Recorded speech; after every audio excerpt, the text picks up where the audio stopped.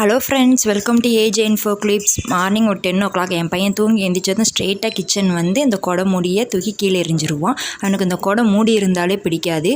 லஞ்சுக்கு இன்றைக்கி husband chicken வாங்கிட்டு வந்திருந்தாங்க. சிக்கன் பொரித்து சிக்கன் கிரேவி மாதிரி வைக்கலான்னு பிளான் போட்டேன். சிக்கன் பொரிக்கிறதுக்கு மசாலாலாம் தடவி வச்சுட்டேன். மசாலா நல்லா ஊறினதும் சிக்கனை பொரித்து எடுத்துட்டு சிக்கன் கிரேவியும் வச்சுட்டேன். லஞ்சு சாப்பிட்டு முடித்ததும் கிச்சன் ஃபுல்லாக க்ளீன் பண்ணிவிட்டு பையனுக்கு சாப்பாடு ஊட்டிட்டு அவன் கொஞ்சம் நேரம் தூங்குவான்.